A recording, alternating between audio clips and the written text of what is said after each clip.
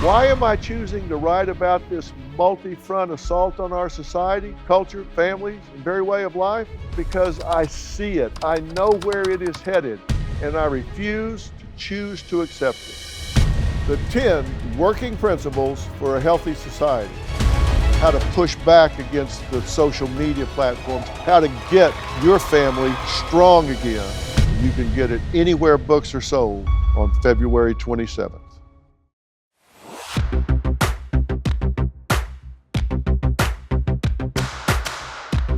The 10 working principles for a healthy society. You're the only you in the history of the world. And I guess with that, I think comes some responsibility to be the best you that you can be. So if you're not really interested in making change, then you don't need to listen to this right now. Come back to it sometime when you do want to make the change, or tell somebody that does want to make a change to listen to it. But if you want to be a better you, then you do want to listen to this.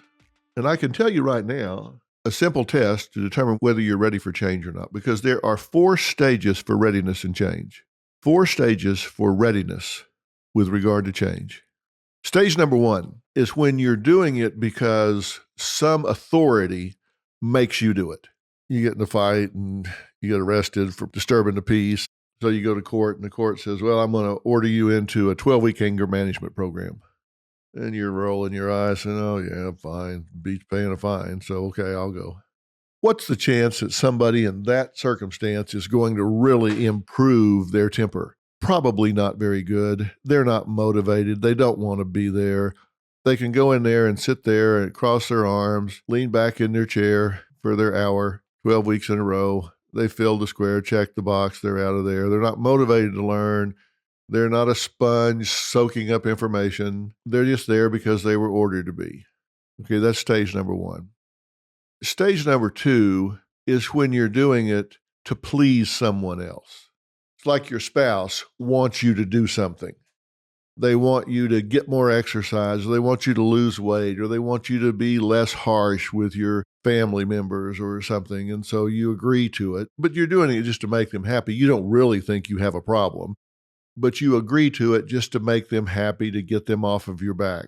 So again, motivation is missing. You're just doing it to please somebody else. Stage 3 is when your heart's not in it, but at least intellectually you know that you need to do it. You don't want to do it, but at least intellectually you know that you need to do it. There's a big difference between wanting to do it and knowing that you need to do it. Maybe you want to, but you don't want to. You wish you did. You wish your heart was in it. And in your head, you know, yeah, it'd probably be better if I did this differently, but I'm just not right now. That's just not on my list of things to do. So in your head, you know it, but in your heart, you're just not really into it. And then there's stage 4. Nobody makes lasting change until they're in stage 4.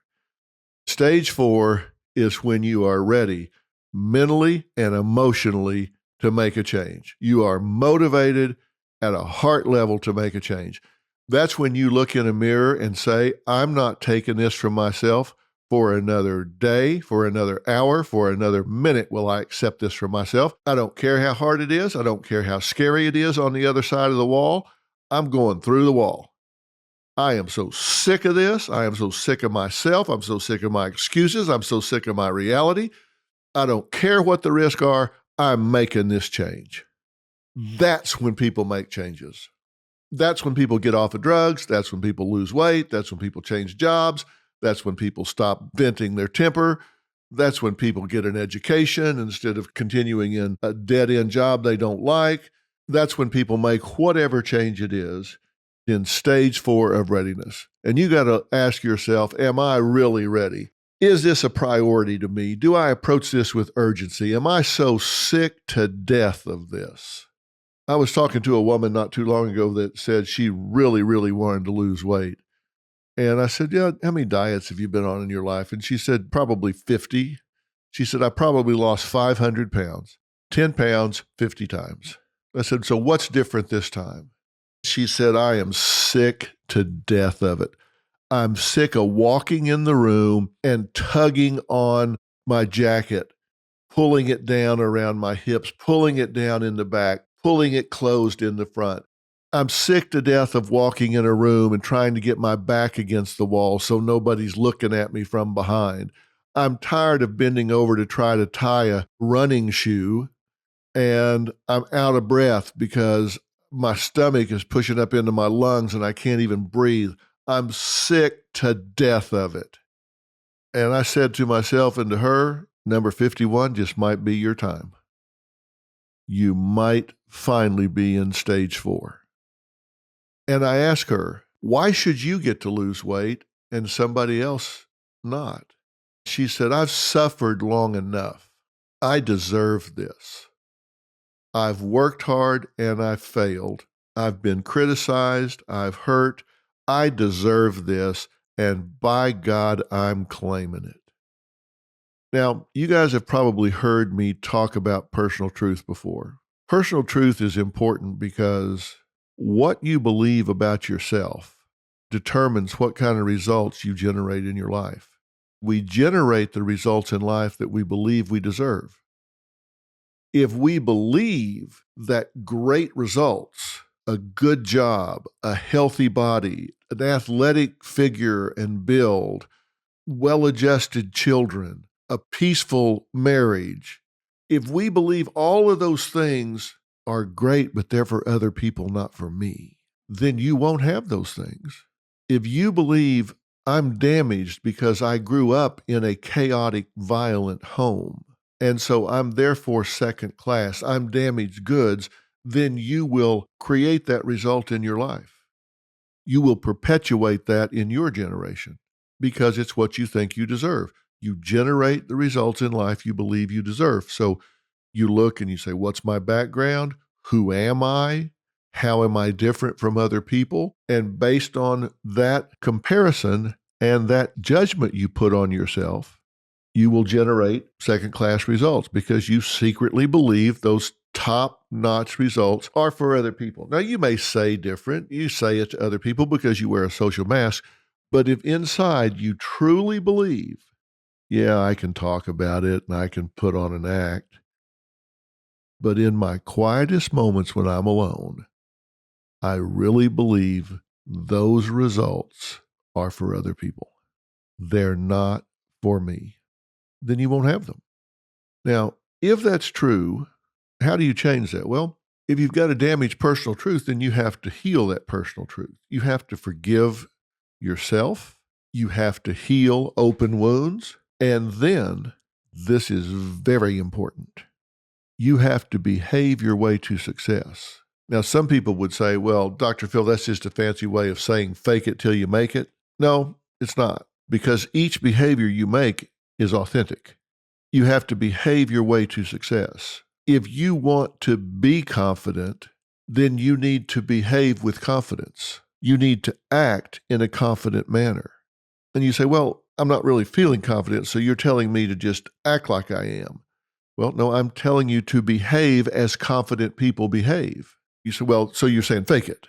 No, I'm saying adapt the behaviors that confident people have. Now, why is that important? Because we make attributions to ourselves, about ourselves, based on what we observe ourselves do. If we observe ourselves walk into a situation that ordinarily we would be timid and shy and mousy and nervous, but we observe ourselves walk into that situation with our shoulders back, our head held high, and we look people in the eye, shake their hands, and say, hello, good to meet you. I'm glad to be here. That's what a confident person would do, right? They belong there. They believe they belong there, so they act like they belong there. They look people in the eye. They shake their hands. They engage them. They don't apologize for being there. They walk up and say, hello, my name's so-and-so. What's your name? Hi. That's what they do. That's what confident people do. You behave your way to success. You're behaving as confident people behave, so you observe yourself doing that, and then you say, wow, I saw myself do that, so I now see that I can do that. I can be confident in those situations. I have 2 grandchildren, Avery and London, and they're in lower school.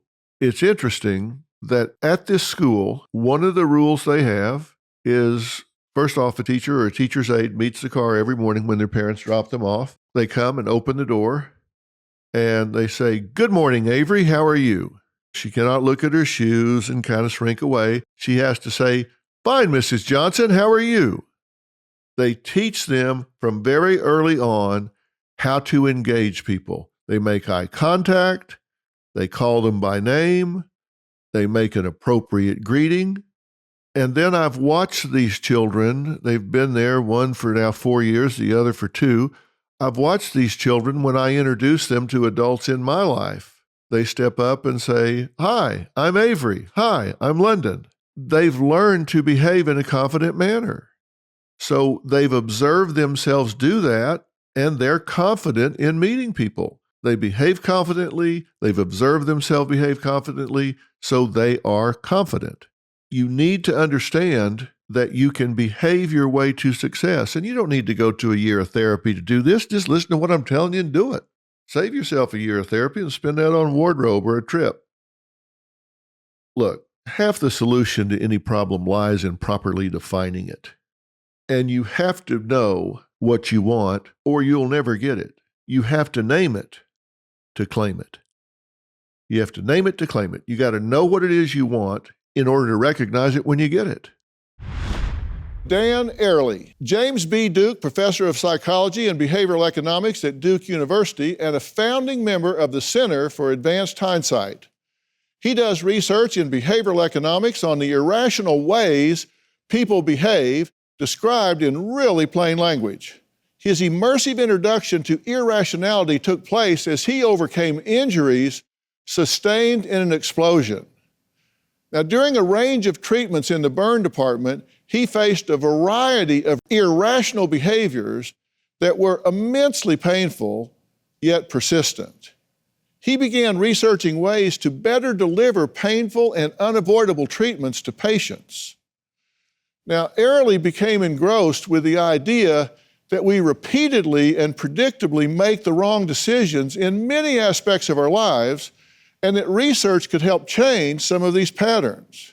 You really get at the heart of this in such creative ways, and I've been excited to talk about this because the rationality and irrationality of decision-making is so outcome determinative in people's everyday lives. It's outcome determinative in what they have for lunch, where they shop, what they buy, but it's also outcome determinative in terms of their lives, what the sum total of their lives are. And I've said to people that follow me many times that since I was 12 years old, I have been fascinated with why people do what they do and don't do what they don't do. And I've always said, if you understand why people do what they do and don't do what they don't do, you have a huge edge in life in terms of managing your own life and getting other people to do the things that you would want to motivate them to do. You really break that down and get to the heart of it. And I believe that most people think they make decisions when in fact they're having decisions made for them by the advertising machine, the marketing machine, people that make forms. And I really want to get into that and talk about it because you've done such a creative job at breaking it down so people understand it. I don't know, maybe people say, why do you do that? Well, it's just because. It's the way it's always been done.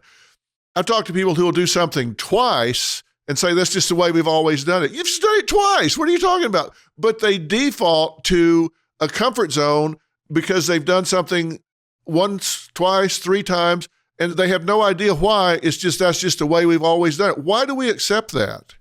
Yeah, so you've basically kind of captured, I think, the basic lesson of social science.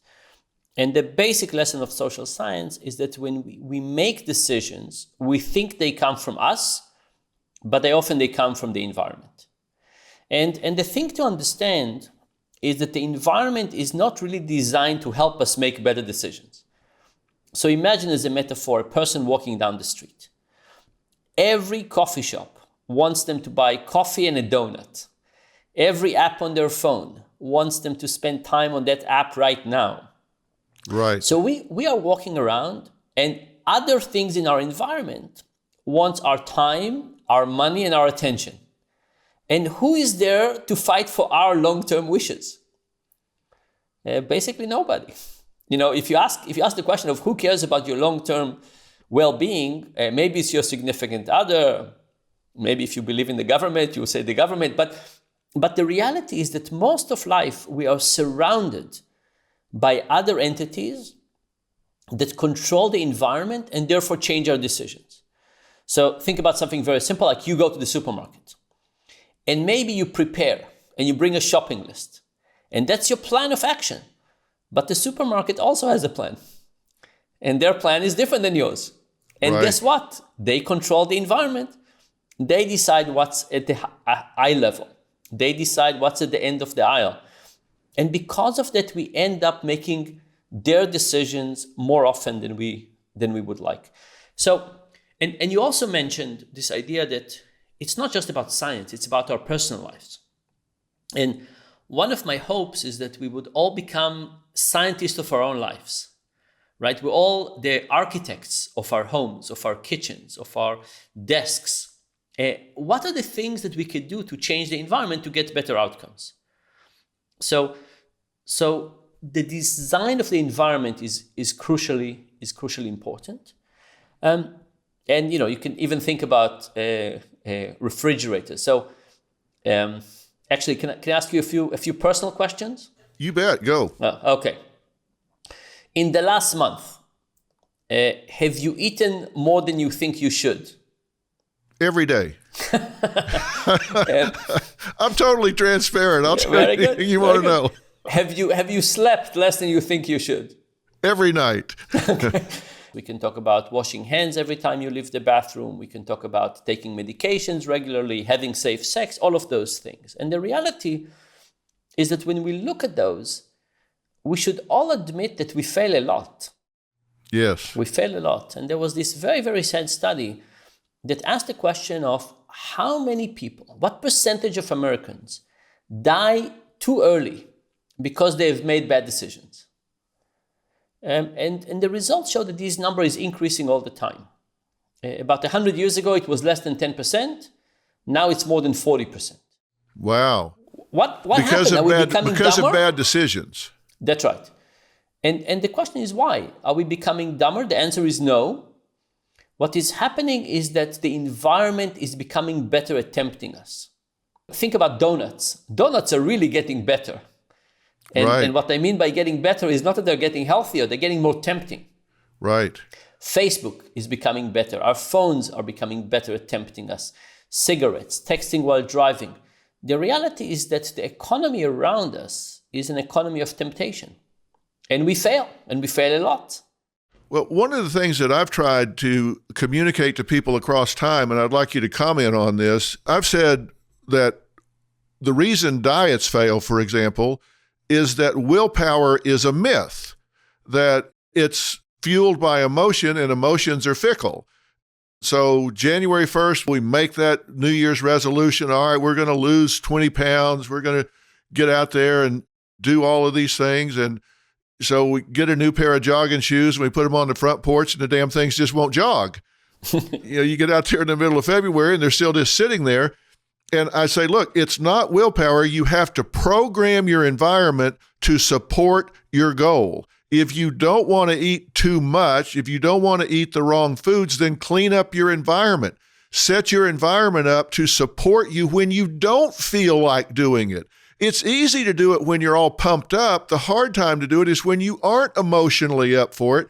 That's when you need your environment program to support you. If you woke up every morning 5 miles away from home with your gym shorts and shoes, you'll at least walk home, right? There's no question about it. If you made an appointment to meet a friend to go for a run, you'll show up and go for a run. It's those things that we need to architect. But I'll tell you something we just learned about willpower that I think is incredibly important. So we did a study on a large group of people with diabetes. And we asked the question of what helps, and some people are better managing their diabetes, their A1C, and some people are worse at this. And we asked the question of what differentiates the people who are better at this from the people who are worse at this. And you could say, is it that they understand diabetes? No. Is it that they understand the side effects? No. Is it that they understand how to measure their blood glucose level? No. Is it that they're more motivated? No. Is it willpower? No. The only thing we found is what we call breakpoints. And breakpoint is the point in life where you just fed up. You know, life is tough. You fight with your kids in the morning and try to get them to school, and then somebody tempts you with a cookie, and then your boss says something, and then there's YouTube, and you know, life kind of, the things accumulate. And sometimes we just fed up. And when we're fed up, what's the easiest, cheapest way to get some happiness? Unhealthy food. Right. And we found that that's the cycle of diabetes. And what I think it means is that self-control is not the mechanism for good behavior, as you said, but it is a danger for bad behavior, because it's the failure of self-control. And these breakpoints and the time that people are just are miserable and look for quick happiness, those are the things that feed diabetes. And by the way, reaching these breakpoints is faster for people who have diabetes, because we all have a busy life and we all have stress. But if you have a regular life plus diabetes, your life is extra stressful. You have to wake up in the morning and measure and run and measure, and you have to eat certain things and don't eat. So the management of life is just much higher. So you're quicker to get to that level of frustration where you want something. So we have to worry about the failures of self-control, because this is like, you can diet for a whole week and destroy it in one evening. Right. You know, what I found in working with people on weight control is that they do most of the damage with a very small group of foods in a very concentrated period of time during their week. They have impulse foods and vulnerable times, and if you can get them away from those foods and give them a competing habit for those vulnerable times, something that they're doing that's incompatible with ingesting these foods during those vulnerable times, that you can really help them sustain themselves. But you've got to recognize when are your vulnerable times and what are your most vulnerable foods. And being a type 2 diabetic, I've learned that across time. But I think what I've had the most fascination with is how you get people to recognize when they're not making these decisions for themselves, when they are being made for them. Advertising, for example. When you look at an ad by McDonald's or some of the fast food franchises that are out there, it's interesting to me how little of the time during the ad they spend showing their food, and how much of the time during the ad they're showing acceptance, happiness, togetherness, joy, everybody being included in these restaurants. I've never seen one that looked like the one on television, but everybody in there is happy, they're together, they're selling joy, happiness, togetherness, and the food is almost added on to the end. They want you to feel good about the product, and that sells the product. And I don't think people realize that their emotional strings are being pulled to get them to buy the product. It's not just the meat, cheese, and bread that they're selling. That's right. And you know, the part of it that is kind of worrisome is that we imagine that you have two paths to convincing people to do something. One is based on reason and logic, and one is based on emotion. And then you say, which one is the easiest of the two? And it turns out emotion is easier to create. Right. So what we do is we take that path. And we try to convince people with emotions about everything from, you know, hamburgers to politics, just because it's easier. It's not what you would want people to do, but it's easier to do. And the other thing that you started with is the fact that we don't see it. And that's a fascinating thing, right? So you go to a buffet and you don't realize how the organization of the food is going to get you to overeat. You look at the refrigerator and you don't understand how that will change what you do. The reality is that for most decisions, we're an autopilot. And then for many other decisions, defaults are incredibly important. So we feel that we make decisions, but the reality is that the choice architecture around us makes many of those decisions for us. But we are so good in telling ourselves stories. We're so good in telling ourselves stories that we tell them so quickly, and then we convince ourselves that we made that decision.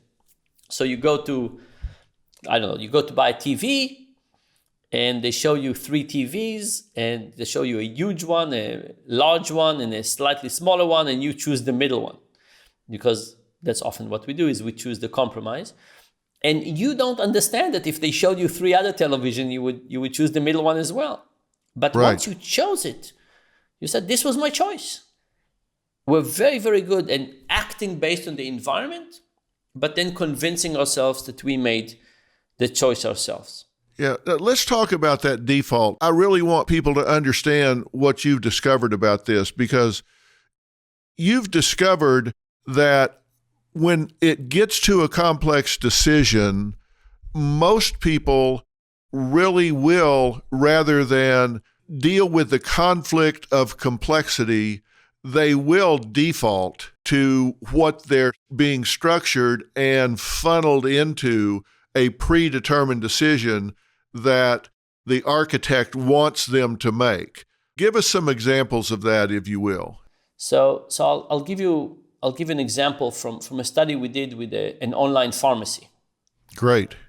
This online pharmacy, people signed up and they started by buying branded medications, expensive branded medication. Let's say it was $20. It varied, but the average was $20. And they tried to switch people from branded medication to generics. So they wrote people a letter. And they said, please, please, please switch to generics. You will save money. We will save money. The world will be a better place. It will only cost you $5 a month. And they sent people those letters, and almost nobody switched, less than 3%. So then they said, okay, let's go all out. And they tried something more extreme. And they sent people a letter, and they said, currently your medication is $20 and branded. If you switch to generics, it will be free for a whole year. Free for a whole year. Amazing. Free for a whole year. And they expected lots of people to sign up. Only 10% of the people sign up. Really? And at that point, they came to my office. And I told them, maybe it's friction. Maybe it's friction. They said, what do you mean? I said, think about what's happening to your customers. They have one option of doing nothing and stay with branded. And they have another option of doing something, move to generic, but it also involves an action. So this is what we call a confounded design. 2 things are happening at the same time. It is branded versus generic, but it's also doing something versus doing nothing. I said, which one is it? Is it doing something or doing nothing? Or is it branded versus generic? Right? Do people really love branded? Or do people just really hate returning letters? So the first proposal I told them, I said, let's reverse the default. Let's send people the medication in 3 months and tell them, next time we're switching your medication. Next time you're going to get the generics. No need to worry, you don't need to do anything. You'll get generics. If you want to stay with branded, return the letter. That will be to switch the default, right? You're getting generics next time. So it turns out that's illegal. It's illegal to switch medications like this on people. So what the lawyers allowed us to do was to do what we call a forced choice, is to send people a letter and say, you can choose when you return this letter, branded at $20 or generic at $5. But if you don't return the letter, you will not get your medication, will be forced to stop your delivery. So you see, in the original design, people could do nothing. Now they can't do nothing. They have to do something. And more than 80% of the people switched. So what does it mean? Does it mean that people like generic or branded? It means that people hate returning letters. You know, this whole equation, the real issue was the resistance to returning the letter. Now, it's not because people are stupid or lazy. It's because people are busy. The reality is that with the internet revolution, we all became much, much more busy. right? There used to be a bank. You went to the bank teller, they did things. You used to go to book a vacation. You went to a travel agent. In half an hour, you had the hotel and the car and a flight. Now we have to do everything ourselves, and everything takes longer. And people are incredibly busy and stressed for time. So what happened is that the default is becoming more and more powerful because we're stressed for time. We don't have the energy to deal with anything. It seems like a reasonable suggestion, and we just accept it. So that means, that when other people give us offers, we need to think about defaults. But also when we set our own lives, we need to think about what defaults we want to have. DrPhil here. Come February 27th, you're going to be able to pick up a book called We've Got Issues, and we do. This is a book that says it's going to teach you how to stand strong for America's soul and sanity. And in this book, I set forth 10 principles for saving this society from going off the deep end. 10 principles for protecting your family, 10 principles for giving you what you need to flourish and have the life that you want for yourself and for your children and for your grandchildren. We've taken some wrong turns. We've been letting the loudest voices dictate some of the thinking that has taken us way off course. Well, I'm speaking up and bringing us back to the center of the road. I hope you'll pick this book up, and I hope you'll read it with a real open mind, because I'm pushing back against a lot of what you've been hearing. Somebody had to do it. Might as well be me. February 27th, We've Got Issues. Dr. Dina Mannion is a celebrated doctor of psychology and licensed clinical social worker since 1993.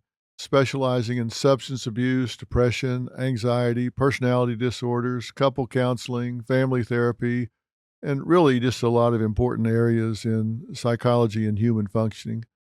Is there a point that you believe we should start teaching these kids how to cope with anxiety, depression, stress, cyberbullying, these issues as part of the curriculum in school? Definitely. I mean, I think, cognitive behavioral therapy, even though I practice from an eclectic, point of view, I believe that cognitive behavioral therapy is the most researched therapy. It's probably the easiest to understand and to put into practice because it's very, systematic in terms of how it works. But to change your thinking about something and not just act on your feeling, but to actually check it, make sure that it's not distorted in some way, hear what some other, possibilities are, and start to really look at, is this just me and the way that I feel? Is this something that, like you said, is something that needs to be pursued and dealt with? And I think that we just need to teach our children how to gain skills to cope with adversity, prejudice, bullying, all of these things, being offended, and that it doesn't make it right, but it teaches them how to cope with it, whether that's making the complaint or whether that's dealing with it, onto themselves, or whether it's addressing it or whatever it is.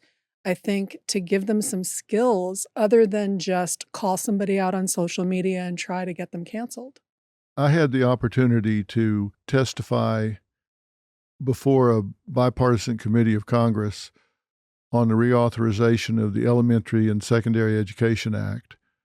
And it was dealing with, or how to deal with, cyberbullying. One of the things that I heard the administration say is that this is not our job. Our job is to educate these kids at school because cyberbullying is taking place off campus, not on campus. So that's not our job. That's the job of the parent. I said, you need to make it your job Mm-hmm. because you have access to these kids 40% of their waking hours. Most of these relationships are formed at school, and there was a time when you could leave school and leave the bully behind. The bullying took place on the bus dock, it took place behind the gym, it took place in the cafeteria, and when the student went home, they were safe. Now, the cyberbully can follow them home, and the parent thinks they're back there in their bedroom doing their homework when in fact they're on some chat group or whatever from school with people saying, "We hate you, you're ugly, kill yourself."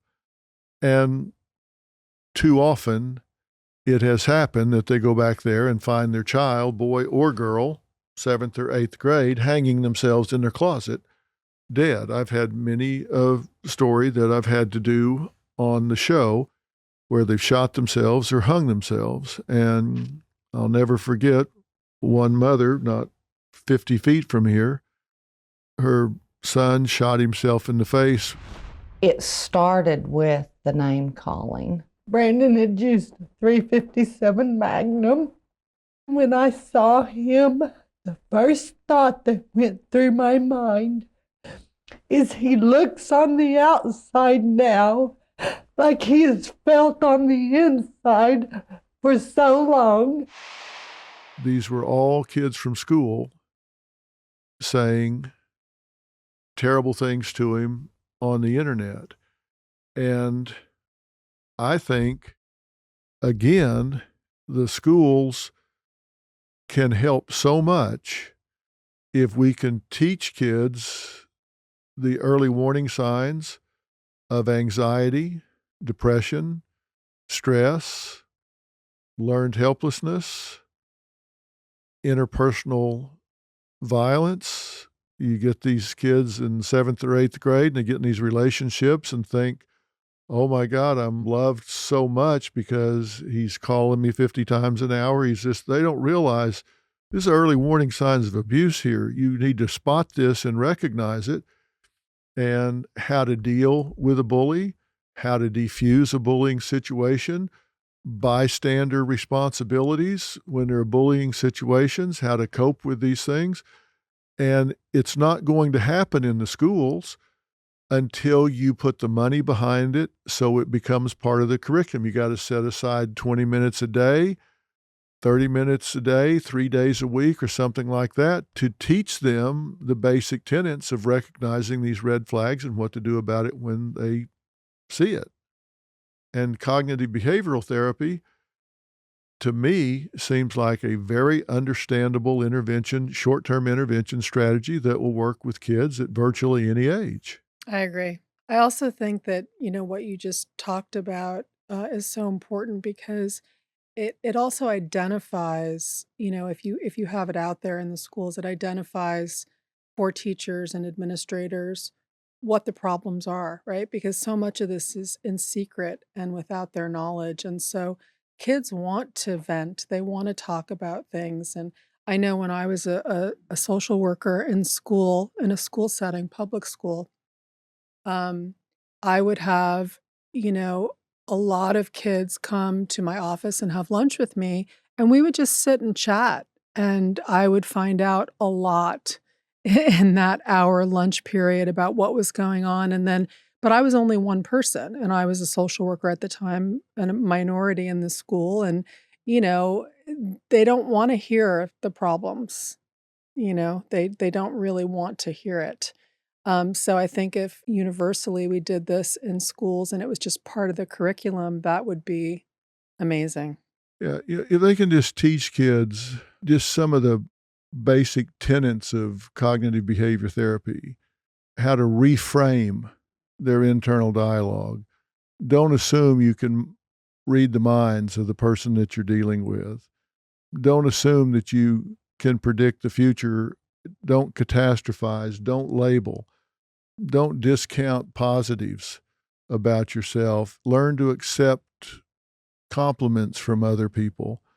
Stop negative filtering. All of these things, and teach them the 4 criteria for a rational thought so they can test their thinking if they don't have the wherewithal to go talk to somebody. All the different things can make a huge difference. And we don't know when our thoughts are distorted either. No, So not unless you test them. Yeah, exactly. Get them, if nothing else, to stop playing the what if game and realize, let's live in the moment and get through. There are so many important things they can teach them. I think if we would start doing some of these things instead of coddling these kids, I think we would have a much better chance of preparing them for life and them succeeding. But that's not going to happen unless you put money and time behind it.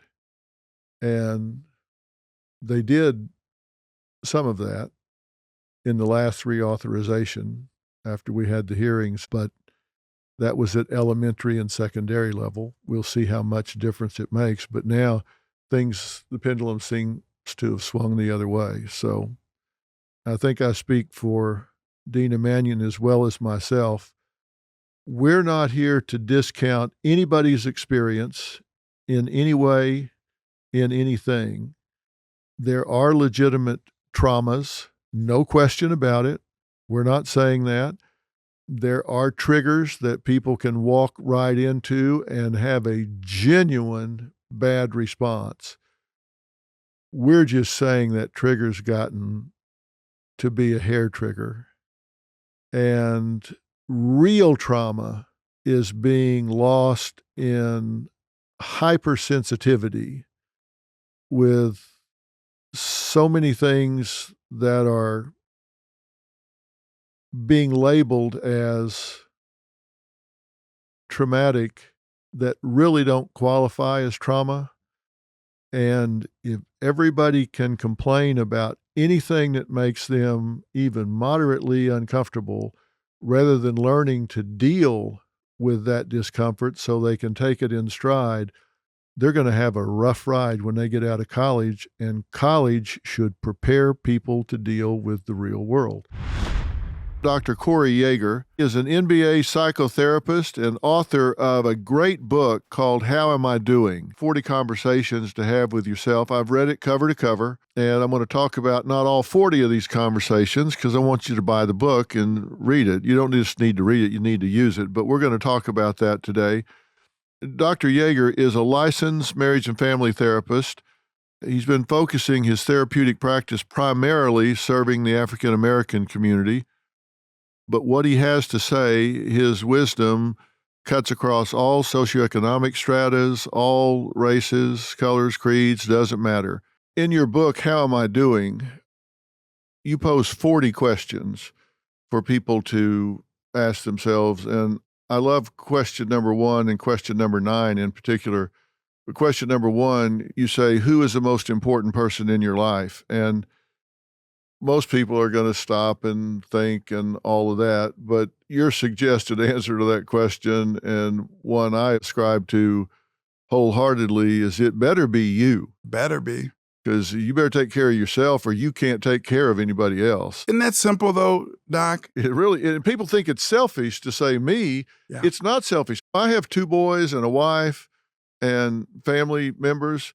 I can't take care of anybody if I don't take care of myself. If I let myself become emotionally bankrupt, physically bankrupt, or just drop dead from stress, I have to take care of myself so I can take care of others. And that's what you're saying. And I said I like question 9 coupled with it because you say, how much time do you spend looking at yourself in the mirror? Mm-hmm. You got to look at yourself in the eye and be honest about who you are and what you're doing. You have to take stock, and the book is really about that. Taking stock on not only who I am, but what was the journey that got me to where I am? And then once I can take stock on that, I can seek to understand where I'm headed, where I want to be. On that first question, who's the most important person in your life? To your point, it should easily be answered by I am. But we do see that as being selfish. We see that as being putting myself first, and we're taught almost innately at a young age that we should put all these other people first. Well, if I do that, where do I come in? Do I come 7th on the list, 12th? Coupled with that question 9 of the aspects of really kind of, once you can get to know yourself, how do you maneuver that and utilize that framework and that understanding in such a way that you draw benefit and those around you draw benefit? I think that that juxtaposition, Doc, of if I'm taking care of myself, they say it on the airplane. If the cabin pressure gets low, the mask is going to drop. What do they instruct you to do if you're traveling with an infant or a young person? Put yours on first. Well, why would you do that? Because if I have a young child beside me and I'm fumbling and mumbling trying to get theirs on and we both pass out, now we're in trouble. So put your mask on. In life, put your mask on first. Get yourself right. And then you can help that person. Because I believe, Doc, that in life we have a glass. And the job is to fill the glass, fill my glass first. And once my glass is full, everything that is left is for everyone else. They can have it all.